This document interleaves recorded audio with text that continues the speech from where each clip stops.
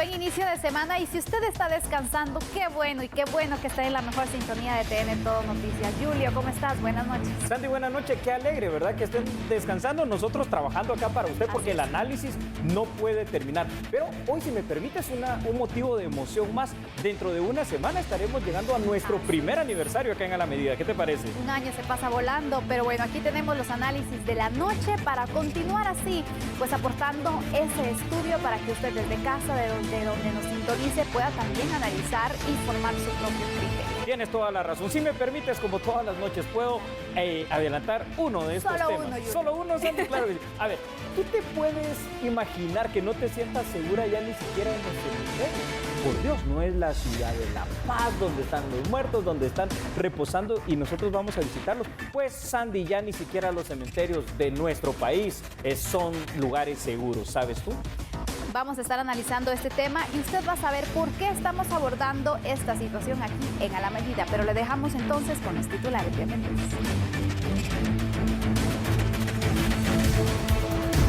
El crimen de una mujer dentro del cementerio general ha desconcertado y creado desconfianza entre la población. Autoridades migratorias detectan nueva forma de tráfico de migrantes hacia Estados Unidos. Conozca de qué se trata. Tras la victoria de Pedro Sánchez en las elecciones generales de España, conozca las repercusiones para América Latina.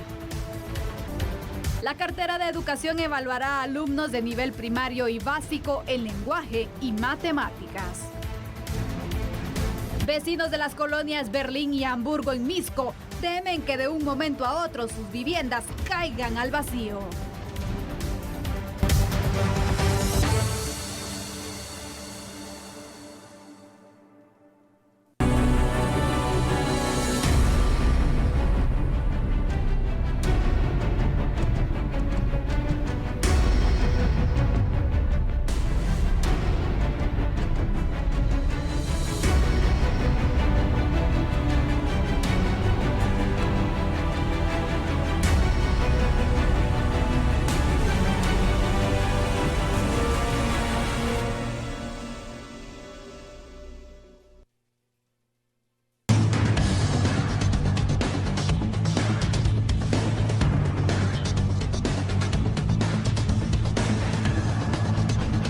De abordar el primer tema de la noche y hablamos acerca de la seguridad en el cementerio general ubicado en la zona 3, porque los ciudadanos que llegan a adornar las tumbas de sus difuntos ya no se sienten seguros.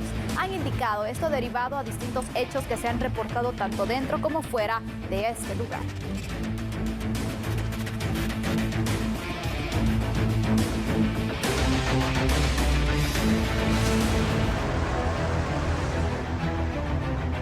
Aprovechando el asueto extendido por el Día del Trabajo, decenas de familias acudieron al cementerio general de la zona 3. Sin embargo, el temor se apoderó de muchas de ellas luego de enterarse del asesinato de una joven de aproximadamente 20 años, registrado el fin de semana acá en este camposanto.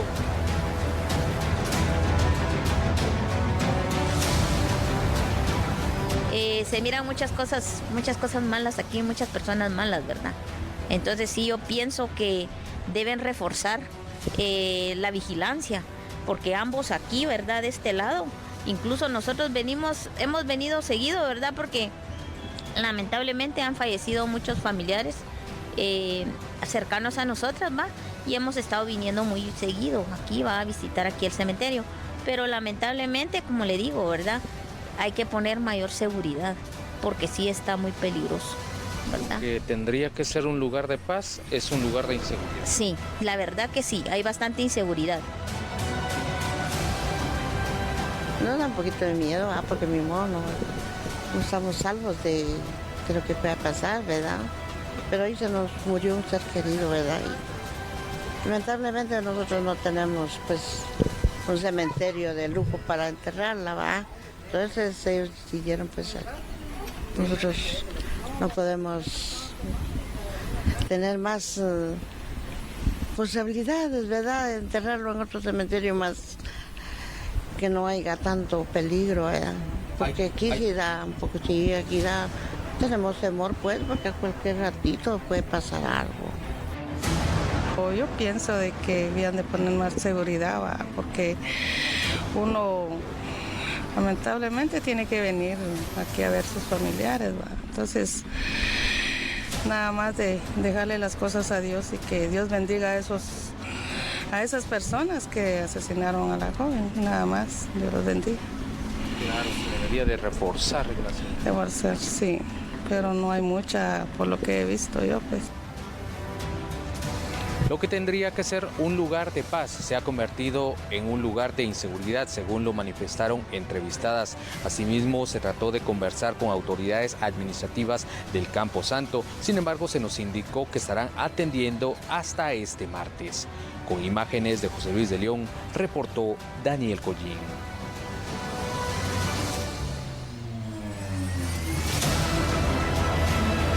Bueno, esto es dramático, Sandri, lo que estamos viendo, ¿no? Porque muchos, imagínate tú, Sandri, son los delitos que se están cometiendo en el cementerio general, sobre todo. Sin embargo, hay una situación. Esto no exime que otros lugares, que otros camposantos también sean peligrosos. Ahora bien, uno se preguntaría, ¿verdad? ¿Y cuáles son estos hechos delictivos? A ver, déjame decirte, van desde hechos menores como el robo de flores, que sería algo intrascendente, pero que no debería de darse, y también el robo de lápidas, imagínate tú, por el tema del mármol, hasta delitos que son bastante más graves como los robos a las personas, los asaltos e incluso asesinatos. ¿Asesinatos, me preguntarás? Sí, porque apenas el pasado fin de semana, dentro del cementerio general, se dio el asesinato de una joven mujer de 25 años sin que la seguridad propia de este camposanto se percatara. Y se dan cuenta ya cuando las personas avisan, hay una denuncia, llega la Policía Nacional Civil y el Ministerio Público. A ese nivel hemos llegado en el máximo más grande y tradicional cementerio de nuestro país.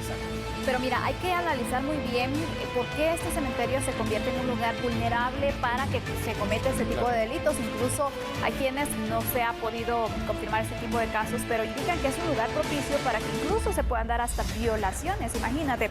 Pero es que también, se han dado. Exactamente. Sí, y veamos entonces las características del cementerio general, ¿te parece? Porque es un lugar muy amplio y eso lo hace vulnerable también. Creo que lo que estás diciendo es bastante importante. Sí, de todos es conocido, Sandy, televidentes, el cementerio general posee muchísimas manzanas de terreno, tiene diversos sectores, y cuando tú logras entrar a los lugares más recónditos del mismo, ya colindante con barrancos inclusive de esta área de la zona 3, pues te das cuenta que ya cada vez menos allá al fondo existen menos personas. Aquí las tomas son evidentes. La seguridad, tanto que brinda a veces Policía Nacional Civil como la seguridad del cementerio, es en esta parte donde van estas señoras, que es apenas el inicio del mismo. Entonces, ¿qué es lo que está pasando? Están fallando las estrategias propias de seguridad del cementerio en primera instancia. Por supuesto, porque hay que tomar en cuenta que primero, el cementerio tiene a unos agentes que son privados que le guardan este lugar, y también la policía llega a hacer rondas para apoyar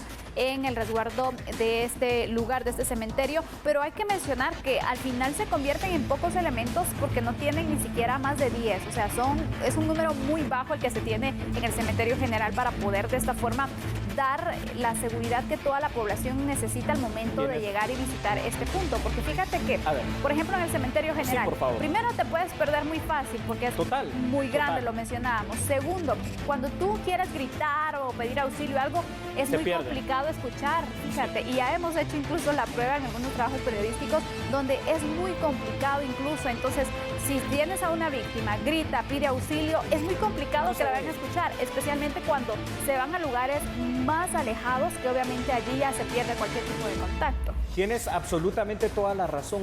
Aparte, fíjate cómo es importante, creo yo, empezar a controlar y regular ciertas cosas. Es decir, hay personas que trabajan ya por muchísimos años dentro del cementerio, y qué bueno, ¿no?, que lo hagan.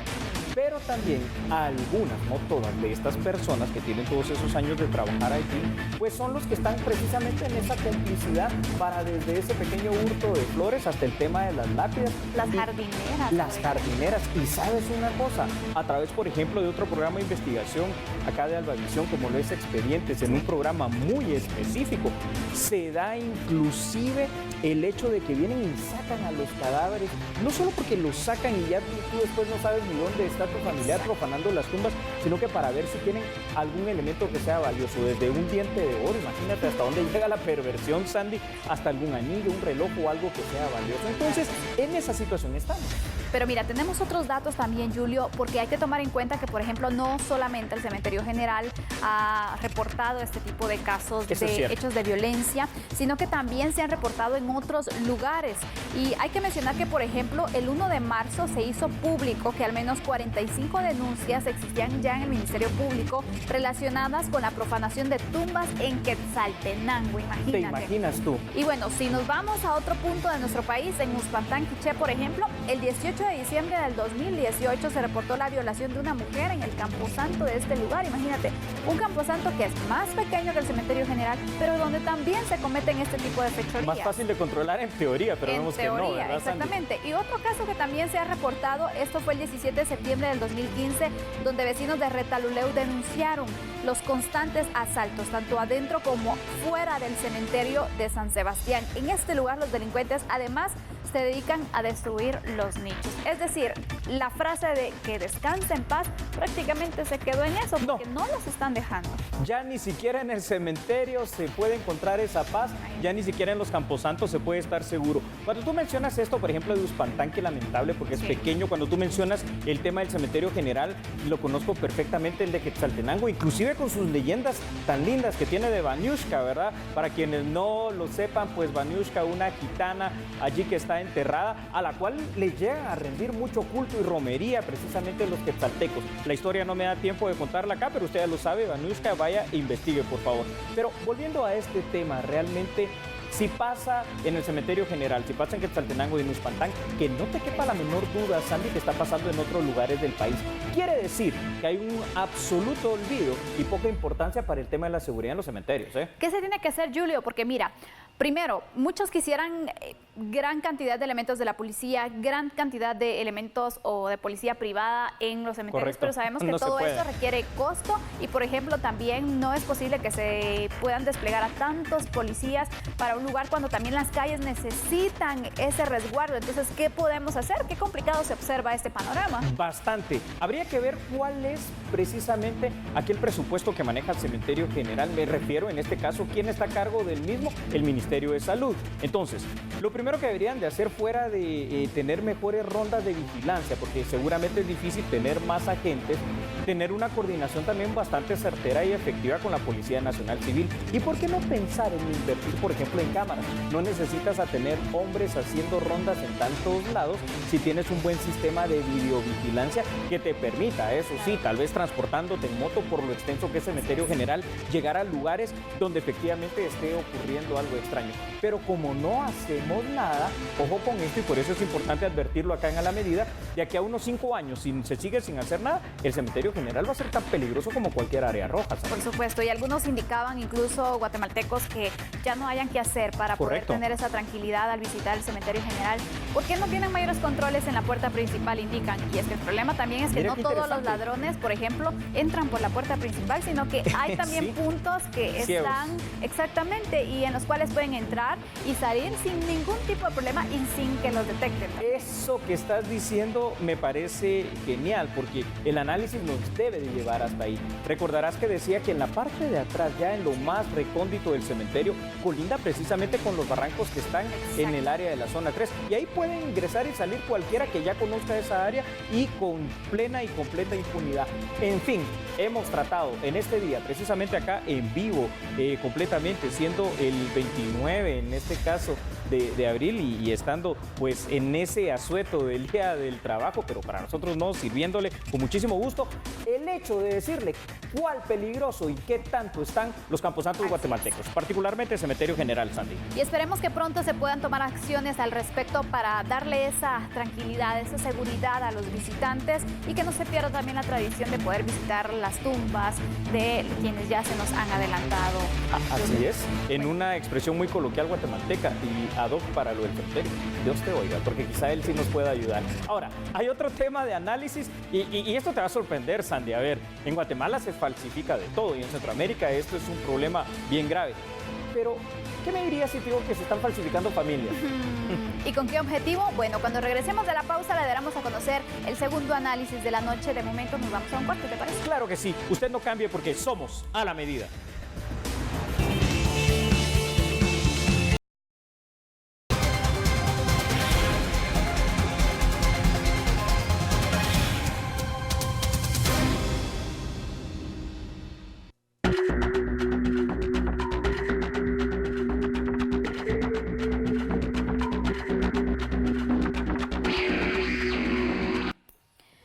Aunque creíamos que existen ya todas las formas para poder cruzar la frontera y buscar así el famoso sueño americano, hay que tomar en cuenta que el Servicio de Inmigración y Control de Aduanas de Estados Unidos ha dado a conocer ahora que se tiene una nueva modalidad, y es que las redes de trata, Julio, están utilizando precisamente la nueva modalidad de formar familias falsas para cruzar la frontera. Sandy, esto realmente me parece a mí preocupante. Fíjate que revisando los datos estadísticos del Servicio de Inmigración estadounidense, no vas a creer esto. En el mes de marzo que es el más dramático en este caso, 4.978 menores de edad y adolescentes cruzaron la frontera o trataron de hacerlo, sin compañía de sus padres, ¿verdad? Entonces uno se pregunta, Sandy, ¿qué está pasando? Y aquí es donde podemos, si tú quieres, con esos elementos, empezar e iniciar este análisis. Pero antes vamos a tener estos datos también que hemos recopilado en la siguiente nota. A través de sus redes sociales, ICE indicó que ha cambiado la forma de investigar a los menores y detectar el tráfico de niños, pues grupos de migrantes están formando familias falsas para cruzar la frontera desde México para evitar su detención en territorio norteamericano. Según cifras de esta agencia federal, entre el pasado 1 de octubre hasta el 30 de marzo, se identificaron a más de 2.700 personas en la frontera con México que de manera fraudulenta afirmaron ser parte de una familia. Es por ello que desde el domingo se comenzó a tomar huellas digitales y a detectar a través de iris ocular a inmigrantes menores de 14 años para hallar posibles casos de explotación infantil. Para contrarrestar este fenómeno, el Ministerio Público de Guatemala, en conjunto con El Salvador y Honduras, inaugurará el próximo 15 de mayo la Fiscalía contra la Trata de Personas, con el fin de desarrollar investigaciones y la persecución penal a grupos criminales. En referencia al tema migratorio, las deportaciones por vía aérea arrancan nuevamente este martes, luego del asueto por el Día del Trabajo. En el primer cuatrimestre se espera tener más de 18,000, un 7% más en comparación al mismo periodo del 2018. A la fecha de la Unión Americana han sido retornados 136 menores, 1.796 mujeres y 15.600 hombres. Bueno, yo creo que la situación está bastante clara con la nota que hemos visto, Sandy. Ahora sí se llega el tiempo del análisis. A ver, imagínate tú, se están utilizando literalmente, Sandy, a los niños como verdaderos escudos humanos, con un fin, que es el de tratar de cruzar la frontera estadounidense. Precisamente lo que tú decías, ICE, el Servicio de Aduanas de Inmigración estadounidense, reportó estos casi 5,000 casos en los cuales menores trataron de cruzar la frontera. El gran problema, y aquí te voy a decir un dato que es sorprendente. La semana pasada, precisamente, Border Patrol, la patrulla fronteriza, reportó el caso de un niño centroamericano, no a saber, vaya usted a conocer cuál es la nacionalidad, de 3 años, que se encontraba solo en unos campos de maíz allá cerca del Paso, Texas. Imagínate tú esta situación. ¿Y los padres dónde están? Nos preguntamos aquí. No es justo, correcto, Julio, que se utilice a los menores de edad para este fin. Para nada. En realidad, aparte de eso, el riesgo que pasan también estos menores, porque sabemos que obviamente tú cuando tienes a tu hijo, obviamente porque sabes que es tu hijo, le vas a prestar más atención, lo vas a cuidar más, pero imagínate, correcto, si se lo dan, bueno, hagan de hecho o digan que él es su hijo, él va a ser su hijo para cruzar. En Así realidad, está pasando. A lo mejor le pueden prestar atención y bueno, cuidar al niño, pero también no es lo mismo a que viaje con sus padres y aún así hay riesgo. Para nada, Sandy. Y ahora lo que se han dado cuenta las autoridades estadounidenses es que están formando lo que tú dices, estos núcleos familiares falsos. Que, bueno, vas a pasar como que ellos son tus papás. No dices nada, ustedes dicen que es su hijo. Y fíjate que se ha llegado a extremos, Sandy, esto también ya parece inverosímil, pues, que ya adultos de 18, 19 años se han estado haciendo pasar como menores de 17, 16 años para pasar también como núcleos familiares de otras personas. Pero vámonos con los menores. El riesgo, el peligro al que los están exponiendo sus verdaderos padres es inaudito. Y como tú me preguntaste hace un minuto, yo no logro responder ni entender, Sandy, cómo es que permiten que se arriesguen de esa manera, ¿eh?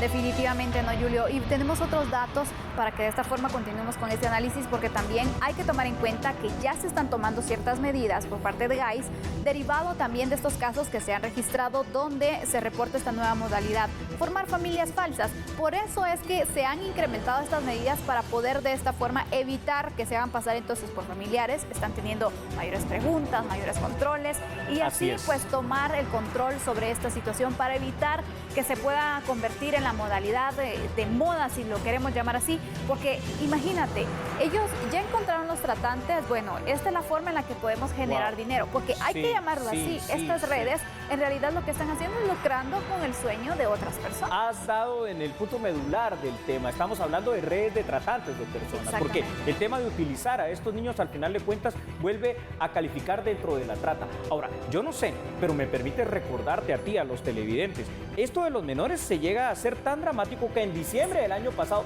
2 menores guatemaltecos murieron de una manera muy dramática, muy terrible, muy fea, cuando trataron de atravesar el desierto. Entonces, esto no lo podemos olvidar. Por supuesto que no. Y aún así, yo me pregunto, ¿vale la pena entonces arriesgar tanto a nuestros niños, a los jóvenes también? Imagínate, estamos perdiendo esa fuerza laboral, esas oportunidades, pero muchos dicen, bueno, es que es la necesidad. La necesidad está siendo aprovechada también por estructuras que se dedican a la trata de personas, o literal, los coyotes, los famosos coyotes. Y vaya usted a saber ya si eventualmente pasan a Estados Unidos o en todo caso no pasan, ¿cuál sería el futuro de estos niños? O sea, si no pasan, ¿a quién se los entregan? ¿Los papás dónde están? Y si pasan lo mismo, ¿por qué te digo esto? Porque la misma ICE también ha dado una información hace más o menos unas 2 o 3 semanas atrás que me parece espeluznante. Literalmente con las palabras que ellos utilizaron en un comunicado oficial de prensa.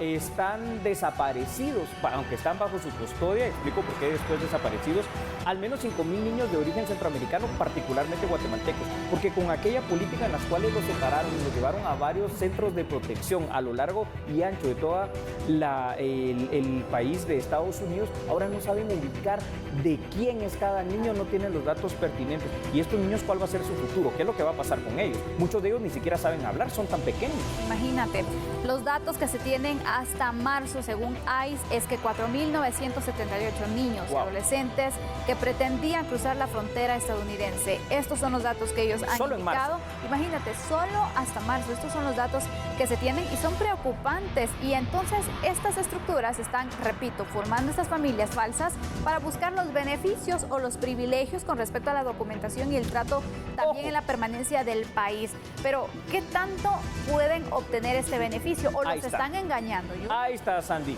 Ningún beneficio, ningún privilegio. Y este es un buen momento con lo que tú me preguntas, precisamente para hacer el llamado a la reflexión a aquellos padres de familia que eventualmente crean estar en aquella disposición de querer migrar a Estados Unidos y utilizar a sus pequeños como una garantía, porque quizás sí se los están haciendo creer de que van a pasar a Estados Unidos. No están entrando, no se les está brindando asilo de carácter humanitario, en este caso por esa simple circunstancia.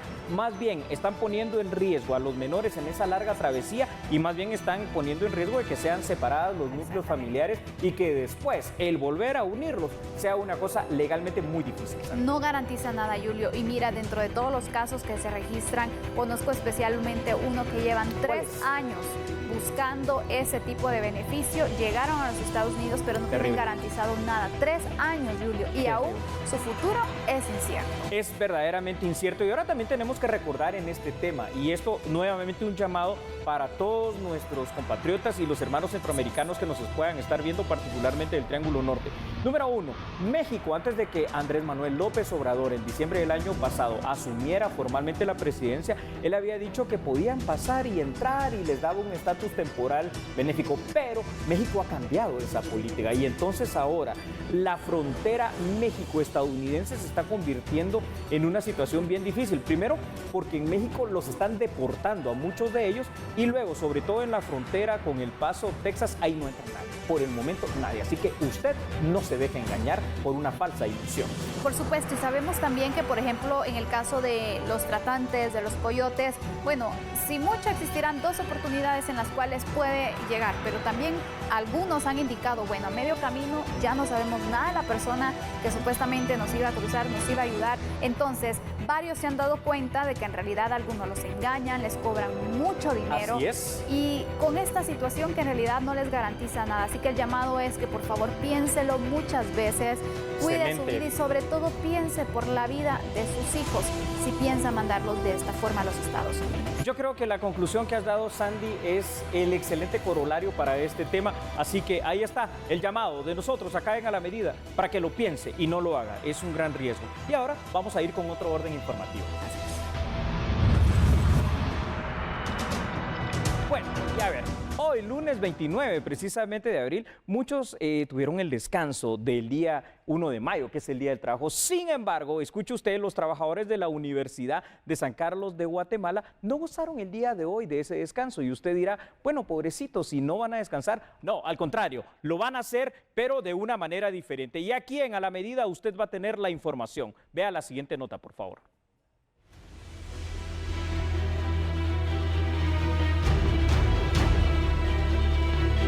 Las autoridades de la Universidad de San Carlos dieron a conocer que el desarrollo de las actividades gira en torno a atender el pacto colectivo de trabajo suscrito con sindicalistas de la máxima casa de estudios superiores, por lo que se tiene contemplado, según el calendario de actividades, cerrar las puertas del centro universitario el próximo 1 de mayo para reanudar todos los servicios el día siguiente.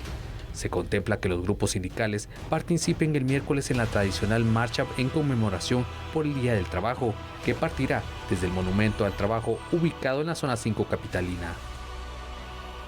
Durante todo el año pasa desapercibido, pero hay que tomar en cuenta que existe en nuestro país un monumento que es precisamente para reconocer el trabajo y es el Monumento al Trabajador y este se ubica en la zona 5 capitalina. Conozca más acerca de la historia de este lugar y por supuesto este monumento.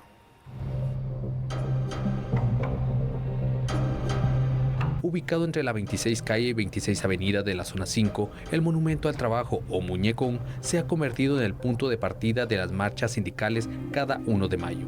Sin embargo, esta escultura, que fue creada en mayo de 1931, fue creada por Rafael Yela Gunter. El artista, que realizó estudios en Europa, tuvo como modelo para su creación al guatemalteco Carlos Charlie Brenner, que fue fundador de la Federación de Fisicoculturismo y del certamen Mr. Guatemala. Asimismo, Gunter recibió el apoyo de otro escultor, siendo Rodolfo Galeotti Torres. Otro de los detalles que se encuentra a los alrededores del monumento es la placa conmemorativa que se colocó luego de la muerte del abogado laborista Mario López Larrabe en 1977.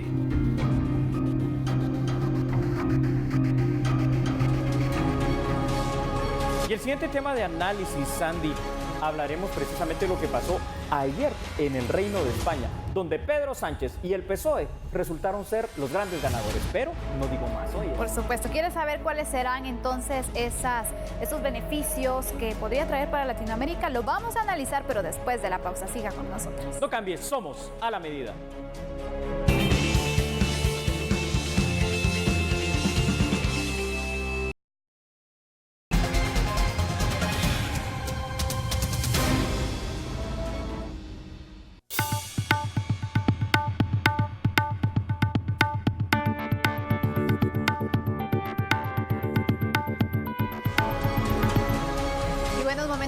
Lo que ha pasado en España, donde hay una nueva, exactamente, y es que en una nueva cita electoral, Julio, que fue planificada también en menos de un mes, hay que tomarlo en cuenta. Pues bueno, ahora inician las negociaciones antes que Pedro Sánchez asuma su administración. Tú lo has dicho, Pedro Sánchez va a tener precisamente esa mayoría en el Congreso, precisamente, pero a ver qué logra hacer y a ver qué pasa en la Unión.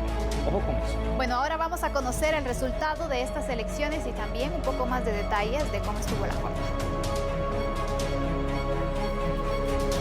España comenzó semanas de negociaciones antes de formar gobierno al día siguiente de que el socialista Pedro Sánchez ganara las elecciones. El Partido Socialista Obrero Español obtuvo 123 de los 350 escaños de la Cámara Baja y quedó a 53 de la mayoría absoluta. Ahora Sánchez dispone de varias opciones que deberá sopesar. Puede seguir gobernando en solitario como lo ha hecho durante más de 10 meses, aunque esta vez con 38 diputados más. Otra alternativa sería abrir su gobierno a la izquierda radical de Podemos, que le ha garantizado su apoyo y que tras salir debilitada de los comicios no podrá dictarle sus condiciones. Con este respaldo y el de varios partidos regionales, Sánchez gozaría la mayoría absoluta y le bastaría la abstención de un solo diputado catalán para ser investido.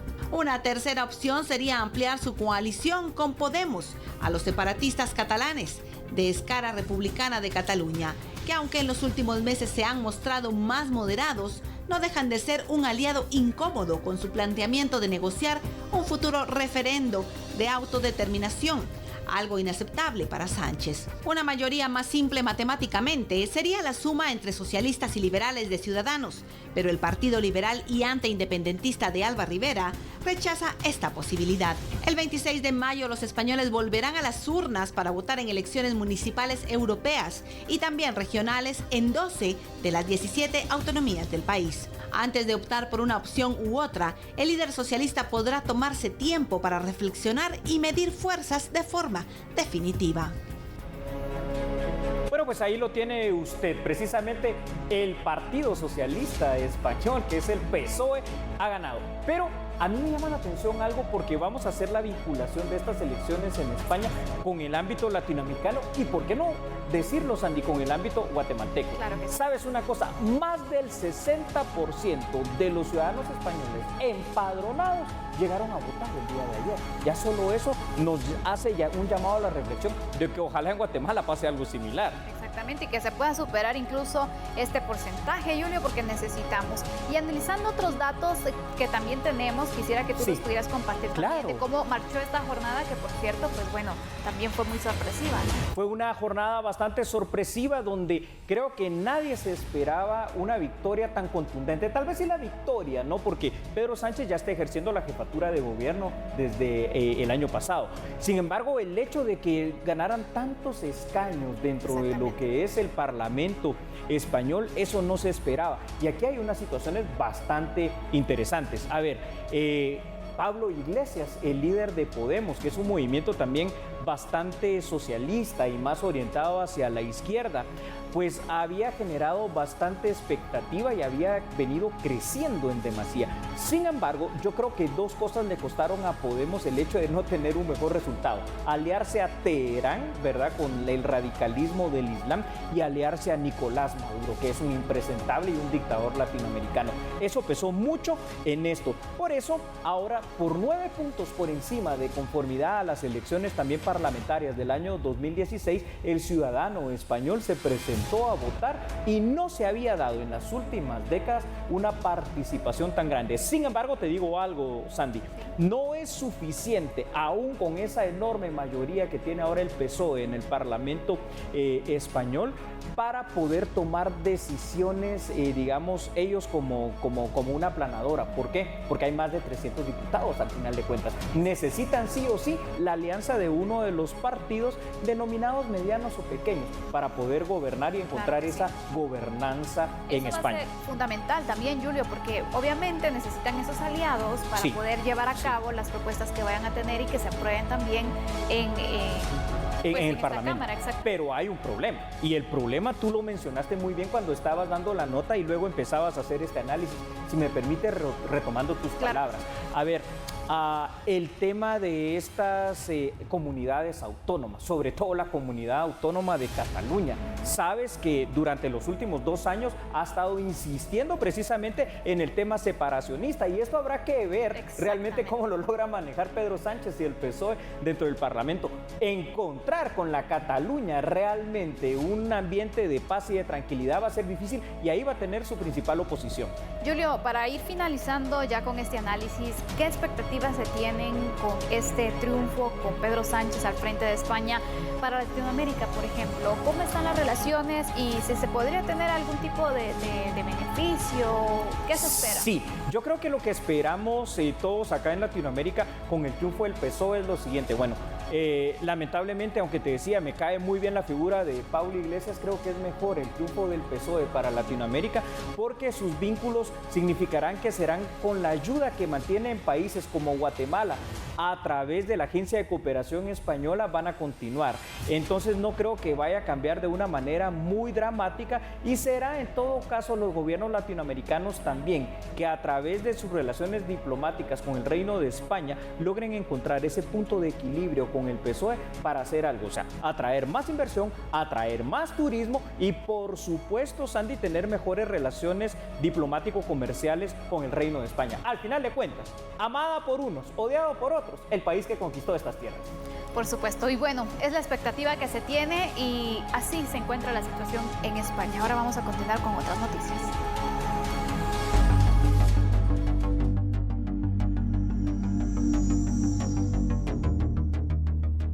El próximo lunes el Juzgado Quinto iniciará con la audiencia de primera declaración del el exministro de Salud Pública y Asistencia Social, Jorge Villavicencio. El exfuncionario Jorge Villavicencio fue capturado por la Policía Nacional Civil el martes 23 de abril en la zona 11 capitalina por hechos ilegales en la firma del pacto colectivo del Ministerio de Salud y Asistencia Social. Este caso penal se dio a conocer en enero de este 2019. En aquella fecha, 11 personas fueron capturadas y en el Juzgado Quinto se resolvió que 10 señaladas, algunos exfuncionarios, sindicalistas y particulares, quedaran sujetos a una investigación por la supuesta apropiación de 14 millones de quetzales. El exministro de Salud, Jorge Villavicencio, quedó recluido en la cárcel Mariscal Zavala y será trasladado el lunes 6 de mayo al Juzgado Quinto de lo Penal a cargo de Judith Secaida para resolver su situación legal en la audiencia de primera declaración.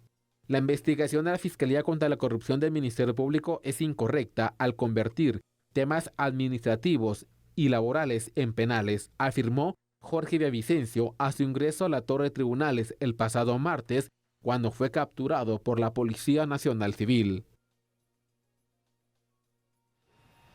La información va a continuar aquí en A la Medida, pero antes, Sandy, si tú me lo permites, vamos a ir a una muy breve pausa comercial. Siga con nosotros, ya volvemos.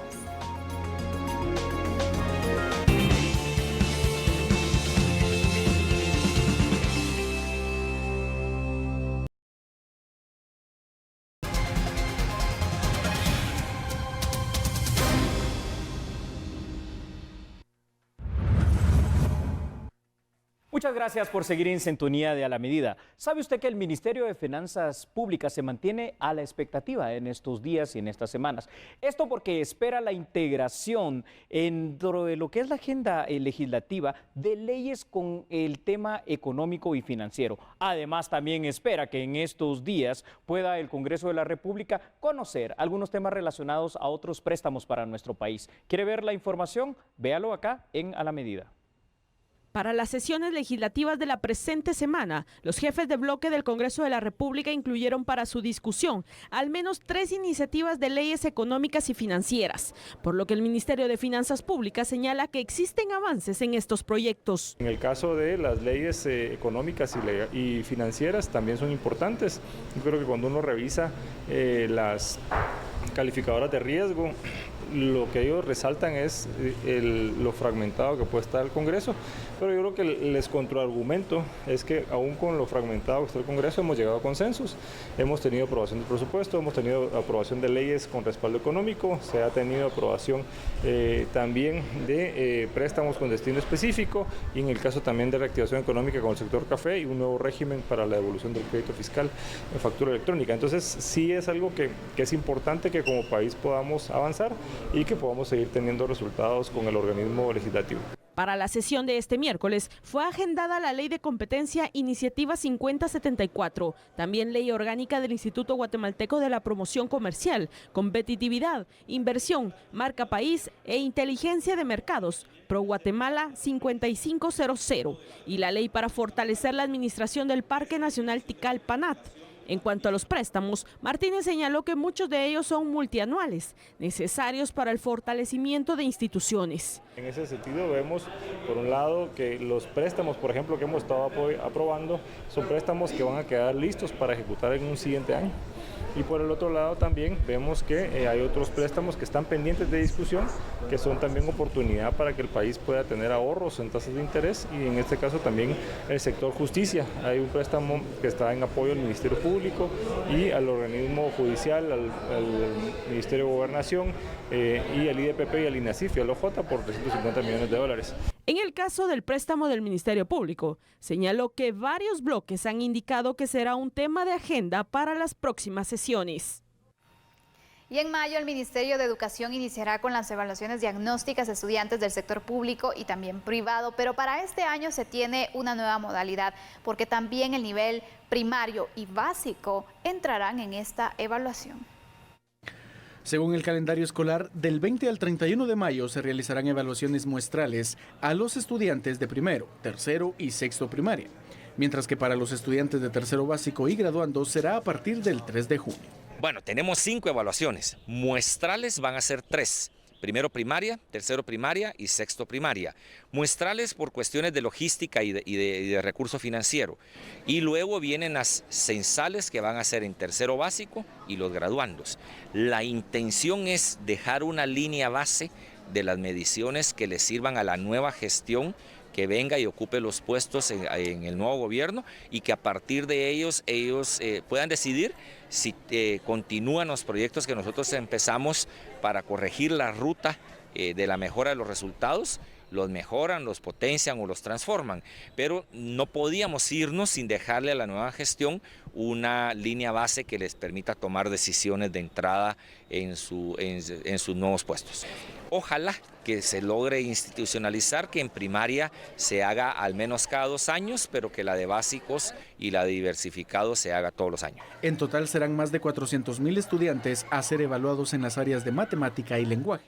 Seguimos con matemática y con lectura porque creemos que son las 2 áreas que proveen de una estructura lógica y de comprensión que facilita que el alumno se pueda desenvolver en cualquier escenario. Solo entre tercero básico y diversificado estamos cerca de los 400,000, y al hacer el tamaño de la muestra, que lo queremos hacer científicamente, creemos que el tamaño de la muestra entre primero, tercero y sexto va a estar cerca de los 5,000 a 10,000 estudiantes. Los resultados de las pruebas esperan presentarse en diciembre. Asimismo, no son vinculantes para evitar que se apruebe el grado. Con más de 75 expertos en varias zonas denominadas más conflictivas y a veces áreas rojas de esta ciudad capital, la Policía Nacional Civil dio inicio el día de hoy a unos operativos que pretenden precisamente dar prevención y seguridad a la ciudadanía de Guatemala. ¿Quiere ver más información? Hágalo, acá en A la Medida. Las calles de Guatemala amanecen con varios agentes de la Policía Nacional Civil desplegados en las principales avenidas de la capital, cumpliendo con la serie de operativos destinados al cuidado ciudadano de este fin de mes. La Policía Nacional Civil está realizando operativos de seguridad ciudadana específicamente de este tipo. Hay agentes de distintas especialidades, de protección a la naturaleza, del grupo de reacción inmediata Lobos, de investigación criminal. Se está utilizando el aparato MI3 para poder identificar a las personas si en dado caso no llevan su documento de identificación o quieren presentar uno falso. De esta forma se da el cumplimiento del Plan Operativo Trinidad, el cual está destinado a identificar a personas que viajan en buses, asegurarse que no se transporten ilícitos en automóviles particulares o de alquiler y verificar que las motos que circulan no tengan reporte de robo o sean utilizadas para asaltos. El Plan Trinidad es un plan que estamos trabajando precisamente. Nos interesa este Plan Trinidad tanto en las mañanas como a partir de las 16 horas en adelante, porque es cuando el ciudadano hace uso de los buses urbanos y extraurbanos y también hace uso de los taxis. Y es cuando estos delincuentes pues aprovechan a asaltar a las personas, y es donde nosotros queremos impactar y evitar que estos delincuentes pues sigan operando sobre las rutas principales. Los operativos continuaron durante la tarde en las zonas consideradas como rojas. De esta manera finalizamos y agradecemos también por su preferencia esta mañana. Hasta mañana, buenas noches y muchas gracias. Gracias a ti.